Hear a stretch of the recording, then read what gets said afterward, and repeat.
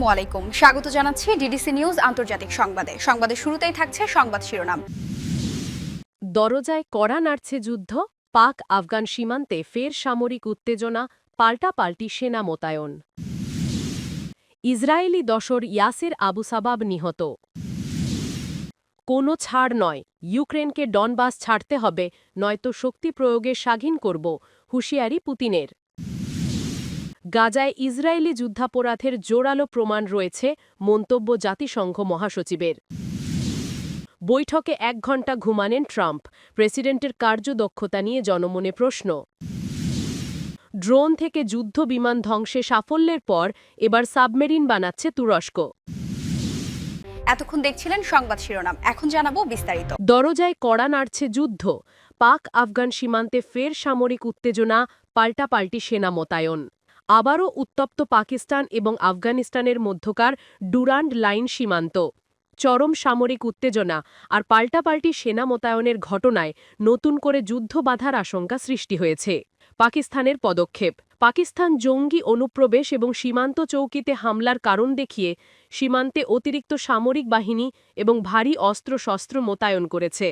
তাদের মূল অভিযোগ, আফগান ভূখণ্ড থেকে টিটিপি জঙ্গিরা হামলা চালাচ্ছে। আফগানিস্তানের জবাব। তালেবান সরকার এই অভিযোগ সম্পূর্ণ অস্বীকার করে পাল্টা সামরিক ব্যবস্থা নিয়েছে। তারা জানিয়েছে, পাকিস্তানের আগ্রাসী মনোভাবের জবাবেই এই সেনা মোতায়েন। তারা সীমান্তটিকে আন্তর্জাতিক লাইন হিসেবে মানতেও নারাজ। গত কয়েকদিনে এই অঞ্চলে ছোটখাটো সংঘর্ষে উভয় পক্ষের হতাহতের খবর পাওয়া যাচ্ছে। জাতিসংঘ দ্রুত উভয় দেশকে সংযম দেখিয়ে আলোচনায় বসতে আহ্বান জানিয়েছে। আঞ্চলিক শান্তি বজায় রাখতে চীন সহ অন্যান্য শক্তিও পরিস্থিতি নিবিড়ভাবে পর্যবেক্ষণ করছে। বিশেষজ্ঞদের মতে, কূটনৈতিক আলোচনা শুরু না হলে এই সংঘাত যে কোনো মুহূর্তে একটি বৃহত্তর যুদ্ধের রূপ নিতে পারে, যা দক্ষিণ এশিয়ার নিরাপত্তার জন্য চরম ঝুঁকিপূর্ণ। দ্রুত সামরিক পদক্ষেপ বন্ধ করে আলোচনার টেবিলে বসাই এখন একমাত্র পথ। ইসরায়েলি দোসর ইয়াসের আবু সাবাব নিহত। ফিলিস্তিনের অবরুদ্ধ গাজা উপত্যকায় ইসরায়েলপন্থী সশস্ত্র গোষ্ঠীর প্রধান নেতা ইয়াসের আবু সাবাব নিহত হয়েছেন। তিনি সশস্ত্র হামাসের বিরুদ্ধে অবস্থান নিয়ে ইসরায়েলের পক্ষে কাজ করছিলেন। ২০২৩ সালে হামাস ও ইসরায়েলের মধ্যে যুদ্ধ শুরু হলে বেদুইন উপজাতির ইয়াসের আবু সাবাব জেল থেকে পালিয়ে যান। তিনি মাদকসহ বিভিন্ন অপরাধের কারণে কারাগারে বন্দী ছিলেন। এরপর রাফাতে তিনি ইসরায়েলিদের দশর হিসেবে কাজ শুরু করেন। তার বিরুদ্ধে ত্রাণ চুরিসহ বিভিন্ন অভিযোগ আছে। গতকাল বৃহস্পতিবার ৪ ডিসেম্বর ইয়াসের আবু সাবাবের মৃত্যুর তথ্য জানায় ইসরায়েলের বিভিন্ন মিডিয়া। ২০২৩ অক্টোবরে ইসরায়েলের সঙ্গে যুদ্ধবিরতি হলে ইয়াসের আবু সাবাবকে হত্যা বা জীবিত গ্রেফতার করতে নিজ যোদ্ধাদের নির্দেশ দেয় হামাস। তার মৃত্যু হামাসের জন্য বেশ ভালো খবর। গত জুনে যুদ্ধাপরাধে অভিযুক্ত ইসরায়েলি প্রধানমন্ত্রী বেঞ্জামিন নেতানিয়াহু স্বীকার করেন, গাজায় হামাস বিরোধী সশস্ত্র গোষ্ঠীগুলোকে তারা অস্ত্র দিচ্ছেন, যার মধ্যে ইয়াসেরের পপুলার ফ্রন্ট ছিল। তবে হামাস বিরোধী সংগঠনকে অস্ত্র দেবার নীতির বিস্তারিত জানায়নি ইসরায়েল। যুদ্ধবিরতির পর গাজার রাফা অঞ্চল নিজেদের নিয়ন্ত্রণে রাখে ইসরায়েল। ইয়াসের সেখানে তার বাহিনী পরিচালনা করছিলেন। যুদ্ধবিরতির পরও রাফা এখনও উত্তপ্ত রয়েছে। সেখানে প্রায় প্রতিদিনই গোলাগুলির শব্দ শোনা যায়। গত ১৮ নভেম্বর ইয়াসের তার ফাইটারদের রাফা তন্ত্রাস মুক্ত করার নির্দেশ দিয়েছিলেন। মূলত হামাস যোদ্ধাদের সেখান থেকে নির্মূলের কথা বলেছিলেন তিনি। রাফার বিভিন্ন সুড়ঙ্গে ১০০ থেকে ২০০ হামাস যোদ্ধা আটকা পড়ে আছেন। তাদের মধ্যে প্রায় ৪০ জনকে ইসরায়েলি হত্যা করেছে। ইসরায়েলি আর্মি রেডিও জানিয়েছে, ইয়াসের আবু সাবাব আহত অবস্থায় দক্ষিণ ইসরায়েলের সোরকা হাসপাতালে ভর্তি ছিলেন। সেখানে তার মৃত্যু হয়েছে। তবে হাসপাতাল কর্তৃপক্ষ এ তথ্য অস্বীকার করেছে। ইসরায়েলি এই দোসরের মৃত্যু কিভাবে হয়েছে সেটি এখনও স্পষ্ট নয়। কোনো ছাড় নয়, ইউক্রেনকে ডনবাস ছাড়তে হবে, নয়তো শক্তি প্রয়োগে স্বাধীন করব, হুঁশিয়ারি পুতিনের। ইউক্রেনের ডনবাস অঞ্চল নিয়ে কোনো ধরনের ছাড় দেবেন না বলে হুঁশিয়ারি দিয়েছেন রাশিয়ার প্রেসিডেন্ট ভ্লাদিমির পুতিন। বৃহস্পতিবার ৪ ডিসেম্বর ভারতীয় সংবাদ মাধ্যম ইন্ডিয়া টুডেকে দেওয়া সাক্ষাৎকারে একথা বলেন তিনি। পুতিন বলেন, হয় আমরা শক্তি প্রয়োগ করে এ অঞ্চলগুলো স্বাধীন করব, অথবা ইউক্রেনের সেনাদের এখান থেকে সরে যেতে হবে। বর্তমানে ডনবাস অঞ্চলের ৮৫% অঞ্চল রাশিয়ার নিয়ন্ত্রণে রয়েছে। ইউক্রেনের প্রেসিডেন্ট ভলোদিমির জেলেনস্কি আগে থেকেই বলে আসছেন, তারা তাদের ভূখণ্ড নিয়ে কোনো ছাড় দেবেন না। পুতিন এমন সময় এ মন্তব্য করলেন যখন যুক্তরাষ্ট্রের প্রেসিডেন্ট ডোনাল্ড ট্রাম্প বলেছেন রুশ নেতা যুদ্ধ বন্ধ করতে চান। গত মঙ্গলবার রাশিয়ার আলোচকদের সঙ্গে বৈঠকে বসেছিলেন মার্কিনিরা। এছাড়া পুতিনের সঙ্গে সরাসরি সাক্ষাৎ করেছিলেন ট্রাম্পের বিশেষ দূত স্টিভ উইটকোফ। তার ফ্লোরিডায় ইউক্রেনীয় প্রতিনিধিদের সঙ্গে বৈঠকের কথা আছে। যুদ্ধবন্ধে যুক্তরাষ্ট্র যেসব প্রস্তাব দিয়েছে সেগুলোর কিছুতে সম্মত, আর কিছুতে রাশিয়ার আপত্তি আছে বলেও জানিয়েছেন পুতিন। তবে কোন পয়েন্টগুলো নিয়ে তাদের আপত্তি আছে সেটি স্পষ্ট করেননি তিনি। সম্প্রতি রাশিয়া যুদ্ধক্ষেত্রে কিছু সফলতা পেয়েছে, এরপরই তাদের অবস্থান আরও শক্তিশালী হয়ে গেছে। গত ২৩ নভেম্বর যুক্তরাষ্ট্র তাদের প্রথম শান্তি চুক্তির প্রস্তাব দেয়। ওই চুক্তিতে ২৮টি দফা আছে, যার একটিতে বলা আছে চুক্তি হলে ডনবাসের যেসব অঞ্চল এখনও ইউক্রেনের নিয়ন্ত্রণে আছে সেগুলো রাশিয়াকে দিয়ে দিতে হবে।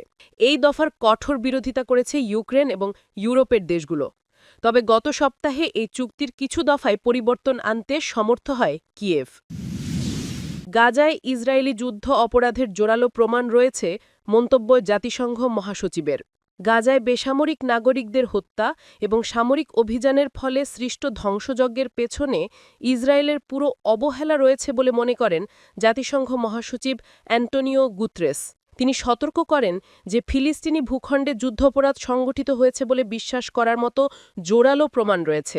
বুধবার ৩ ডিসেম্বর রয়টার্সের সঙ্গে একান্ত সাক্ষাৎকারে এই মন্তব্য করেন গুতেরেস। তিনি বলেন, আমি মনে করি বেসামরিক নাগরিকদের মৃত্যু এবং গাজার ধ্বংসের ক্ষেত্রে পুরো অবহেলার সঙ্গে এই অভিযানটি যেভাবে পরিচালিত হয়েছিল তাতে মৌলিকভাবে কিছু ভুল ছিল। জাতিসংঘ প্রধান উল্লেখ করেন, যুদ্ধের ফলে গাজা ধ্বংস হয়ে গেছে। অন্যদিকে ইসরায়েল ফিলিস্তিনি প্রতিরোধ আন্দোলন হামাসকে নির্মূল করার ঘোষিত লক্ষ্য অর্জনে ব্যর্থ হয়েছে।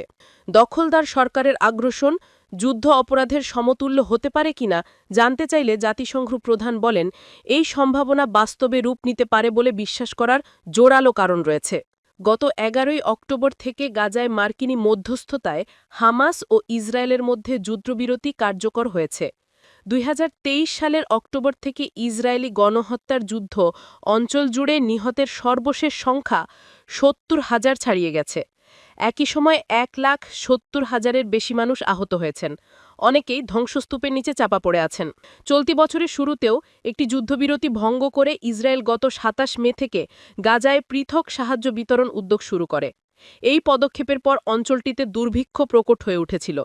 ইসরায়েলি বাহিনী খাদ্য বিতরণ কেন্দ্রের কাছে জড়ো হওয়া ফিলিস্তিনিদের ওপরও গুলি চালিয়ে যায়, ফলে শত শত মানুষ নিহত হয়। সেই সঙ্গে দুর্ভিক্ষে শিশুসহ বহু মানুষের মৃত্যু হয়। গত বছরের নভেম্বরে আন্তর্জাতিক অপরাধ আদালত গাজায় যুদ্ধ অপরাধ এবং মানবাধিকার বিরোধী অপরাধের জন্য নেতানিয়াহু ও তার প্রাক্তন প্রতিরক্ষা মন্ত্রী ইয়োভা গ্যালান্টের বিরুদ্ধে গ্রেফতারি পরোয়ানা জারি করে। উপত্যকা জুড়ে যুদ্ধের জন্য ইসরায়েল আন্তর্জাতিক বিচার আদালতে গণহত্যার মামলার মুখোমুখি। বৈঠকে ১ ঘণ্টা ঘুমালেন ট্রাম্প। প্রেসিডেন্টের কার্যদক্ষতা নিয়ে জনমনে প্রশ্ন। মার্কিন প্রেসিডেন্ট ডোনাল্ড ট্রাম্পের মন্ত্রিসভার বৈঠক ছিল গত মঙ্গলবার। এ সময় টেবিল ঘিরে বসেছিলেন মন্ত্রিসভার সদস্যরা।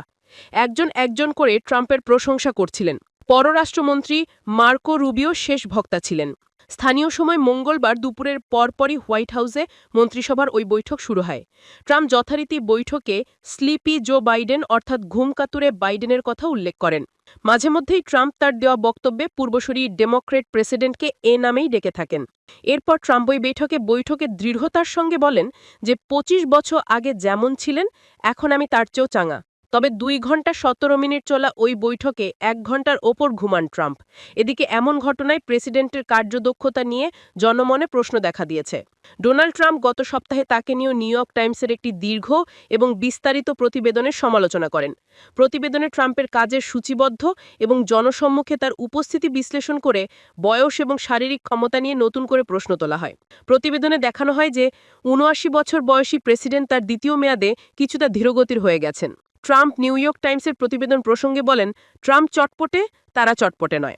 তিনি সাংবাদিকদের সমালোচনা করে বলেন, তার স্বাস্থ্য ও প্রাণশক্তি নিয়ে সাংবাদিকরা সঠিক কথা বলছেন না, এটি অন্যায়। ট্রাম্প বলেন, আপনারা সবাই পাগল। কিন্তু পরবর্তী প্রায় ১.৫ ঘণ্টা ট্রাম্প নিজের দাবিতে অটল থাকতে, নিজের সেই চাঙা ভাব ও প্রাণশক্তির প্রদর্শন করতে লড়াই করতে হয়েছে। দেখে মনে হচ্ছিল তিনি যেন দুপুরের ঘুমের সঙ্গে একটি দীর্ঘ এবং প্রায় হেরে যাওয়া যুদ্ধ করে যাচ্ছেন। এমনকি যখন মন্ত্রিসভার সদস্যরা একজন একজন করে তার পছন্দের কাজের একটি অর্থাৎ প্রশংসা করছিলেন, তখনও প্রেসিডেন্ট বারবার ঘুমিয়ে পড়ছেন বলে মনে হচ্ছিল। এগুলো আসলে এমন দৃশ্য ছিল যা নিয়ে ট্রাম্প একসময় উপহাস করতেন। এ ধরনের দৃশ্যকে তিনি তার পূর্বসূরি প্রেসিডেন্ট জো বাইডেনের প্রাণশক্তি ও ক্ষমতার অভাবের প্রমাণ হিসেবে দেখাতেন। অথচ নিজের স্বাস্থ্য ও প্রাণশক্তি সম্পর্কিত প্রতিবেদনের বিরুদ্ধে আক্রমণাত্মক মন্তব্য করার মাত্র ১৫ মিনিট মাথায় ট্রাম্প নিজের চোখ খোলা রাখতে সংগ্রাম করছেন বলে মনে হচ্ছিল। সিএনএনের হিসেব অনুযায়ী ২ ঘন্টা ১৭ মিনিট ওই বৈঠক চলে এবং খুব সম্ভবত পুরো বৈঠকে একাধিকবার মনোযোগ হারান ট্রাম্প। দীর্ঘ বৈঠকের পুরো সময় ট্রাম্প বারবার চোখ কুঁচকে তাকান, কখনো কখনো বন্ধ করেন বা বন্ধ হওয়ার মতো মনে হয়। তবে হোয়াইট হাউস বলেছে প্রেসিডেন্ট মনোযোগ দিয়ে সব শুনছিলেন এবং বৈঠক পরিচালনা করেছেন। ড্রোন থেকে যুদ্ধবিমান ধ্বংসের সাফল্যের পর এবার সাবমেরিন বানাচ্ছে তুরস্ক। মাঝ আকাশে ড্রোন থেকে মিসাইল ছুড়ে অত্যাধুনিক যুদ্ধবিমান ধ্বংসের সাফল্যের পর এবার সাবমেরিন বানাচ্ছে তুরস্ক। দেশটি প্রথমবারের মতো সাবমেরিন মিলডেনের নির্মাণ কাজ শুরু করেছে। বৃহস্পতিবার তুরস্ক প্রতিরক্ষা মন্ত্রণালয় এ তথ্য জানায়। পাশাপাশি ন্যাটো জোটের সদস্য রোমানিয়ার কাছে প্রথম যুদ্ধজাহাজ একপ্রতির করার চুক্তিও সম্পন্ন করেছে আঙ্কারা। ন্যাটো সদস্য তুরস্ক সাম্প্রতিক বছরগুলোতে দেশীয় প্রতিরক্ষা সরঞ্জাম উৎপাদন বাড়িয়েছে এবং বিদেশি সরবরাহের ওপর নির্ভরতা কমিয়েছে। গত সপ্তাহে তুরস্ক জানায় আকাশ প্রতিরক্ষী ধ্বংসকারী জাহাজ TF-2000-এর নির্মাণ কাজ শুরু হয়েছে। এই জাহাজ ভবিষ্যতের বহুস্তরীয় আকাশ প্রতিরক্ষা প্রকল্পের স্টিল ডোম প্রকল্পের অংশ হবে। সাপ্তাহিক ব্রিফিংয়ে প্রতিরক্ষা মন্ত্রণালয় জানায় মন্ত্রণালয়ের অধীনস্থ অ্যাসফ্যাট কোম্পানি রোমানিয়ার প্রতিরক্ষা মন্ত্রণালয়ের সঙ্গে একটি আর্খিসার লাইট করভেট একরতির চুক্তি স্বাক্ষর করেছে। ন্যাটো মেম্বার কোনো দেশে এটাই তুরস্কের প্রথম এ ধরনের রপ্তানি। এর আগে তুরস্ক মানববিহীন যান ড্রোন বাইরাকদার কিজলেলেম্মা সফলভাবে আকাশ থেকে আকাশে নিক্ষেপযোগ্য মিসাইল ব্যবহার করে একটি জেট ইঞ্জিন চালিত চলমান লক্ষ্যবস্তুকে আঘাত করেছে। রবিবার তুরস্কর বৃহৎ ড্রোন নির্মাতা প্রতিষ্ঠান বাইকার একটি ঘোষণায় জানায় বিশ্বের প্রথম মানববিহীন যুদ্ধবিমান হিসেবে কিজলেলেম্মা এ সক্ষমতা প্রদর্শন করেছে, যার মধ্য দিয়ে বিশ্বব্যাপী যুদ্ধবিমানের ইতিহাসে নতুন মাইলফলক যোগ হয়েছে। সূত্র রয়টার্স।